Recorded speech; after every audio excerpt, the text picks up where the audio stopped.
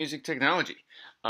Today we are going to be talking about wah-wah effects. There was a forum dealing with that, and what we are going to be doing over the next week is processing our home recorded sound in more extreme ways in order to get a variety of sounds that we can then use in a piece of music that we're going to write after that. So, you should know what wah-wah is, but just to review, in the previous video, this was before spring break, so if you need to go back and look at that, it was the end of the first marking period, we talked about EQ, and this is where we left off. And so I've got my rubber band instrument that I recorded here in my home. We talked about that last marking period.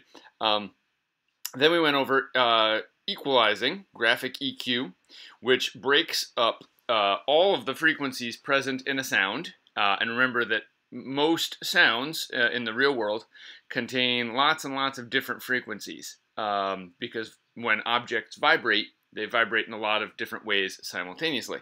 And so EQ breaks that up into bands from highest frequency to lowest frequency, and that allows you to adjust the relative volume. So again, you're not changing anything about your recorded sound here.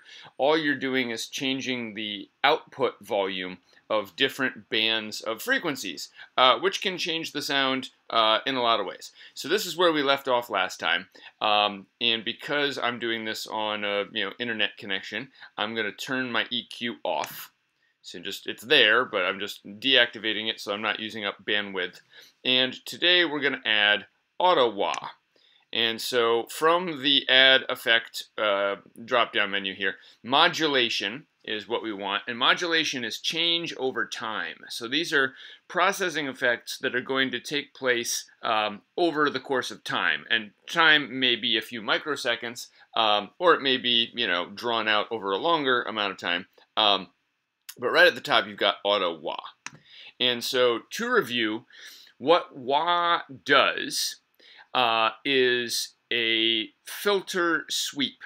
And so if you recall, last semester, we did an online tutorial about synthesizers. If you were not here for that, what a filter does is a filter blocks out certain frequencies, usually high or low. And this auto wah actually has 3 of them built in here. LPF stands for low pass filter. And that means the low frequencies come through, the low frequencies pass, and it blocks out the highs. A high pass filter allows the highs to pass and blocks out the lows, and a band pass filter lets you pick which frequencies you're filtering out. I'm going to keep this on a low pass filter just because I want to. And what a wah-wah effect does is take a low or high filter and then move it across the spectrum very rapidly. And your face actually does this when you say the word wah, because the flesh of your face, your cheeks and your lips and stuff, when your mouth is closed, they act as a low-pass filter. The low frequencies come through, but all the high frequencies in your voice don't. So if I just say wah, that sound is made by, as I open my mouth, what I'm doing is I'm allowing the high frequencies to come out. But since it's a smooth movement, right, I don't just instantaneously open my mouth, I gotta move some muscles. It slides from blocking all those frequencies to gradually letting more frequencies out. Wah, right?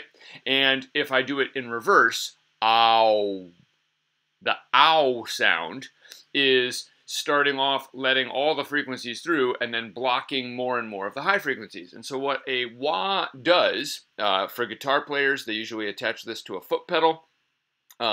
Trumpet players and trombone players can get this same effect by covering and uncovering the bell of their instrument with a mute, like a rubber plunger or something, sweeping back and forth between letting the frequencies through and not letting the frequencies through, or boosting certain frequencies from low to high. And so here's our auto wah, and what it's going to do is the speed is going to tell me how fast the robot is sweeping back and forth between the high frequencies and low frequencies. One of the problems with this is you can't see it. You can only hear it. And so if you have headphones on, you might be able to hear it, but it's very tricky to mess with. Level is just how loud is it. Filter amount is how much of the selected frequency is being filtered out as you move it. Sensitivity is how much of your recorded sound is getting the effect, right? If it's a very high sensitivity, all the sounds are going to get it. If it's very low sensitivity, only like the big loud sounds. Depth has to do with how extreme the sweep is, how deep is it.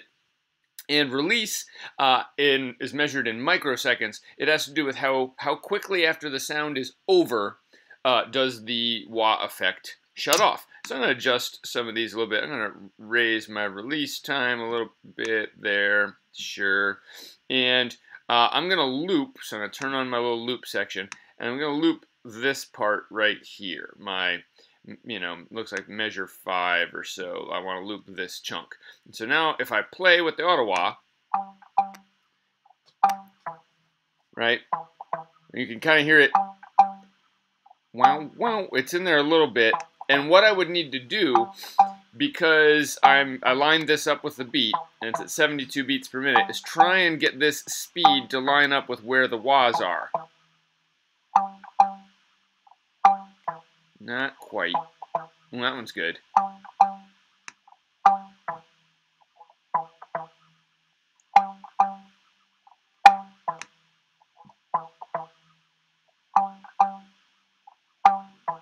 And I'm going to keep adjusting this.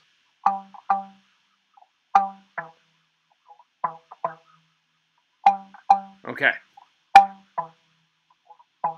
And so I can hear it in the background there. I'm going to stop that.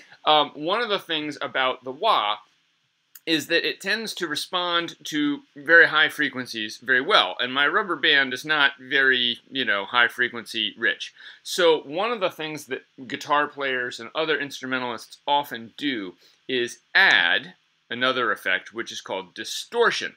And distortion is just like it says, it distorts the sound wave. And when we hear distortion, we tend to hear a sound that's like static, which is like all the frequencies happening all at once sounds like static.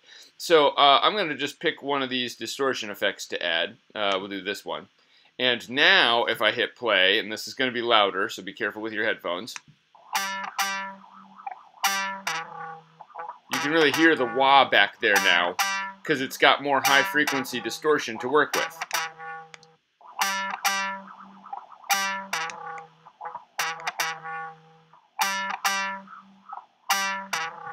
Yep.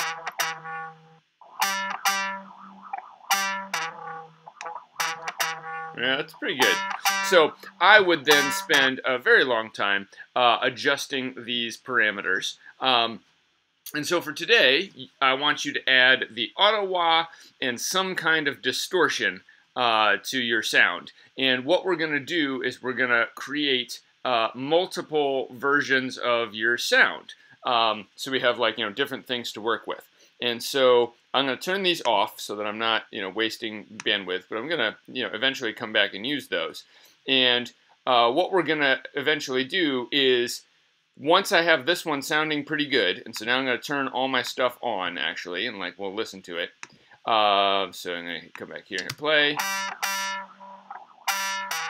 And it kind of sounds like an electric guitar at this point. All right, so that's really, really far away from where I started, which was this. Right? So the sound is very processed. What we're going to do tomorrow and for the rest of the week is copy this into a new track and then process it differently several times so that you have 4 very distinctly different sounds. And if you want to kind of get started on that, the thing that you can do is start going through all of these different effects and just see what they do. So we'll pick up more on that next time. Stay safe out there. Some of you I will see in person. I look forward to hearing all of your creations. Bye-bye.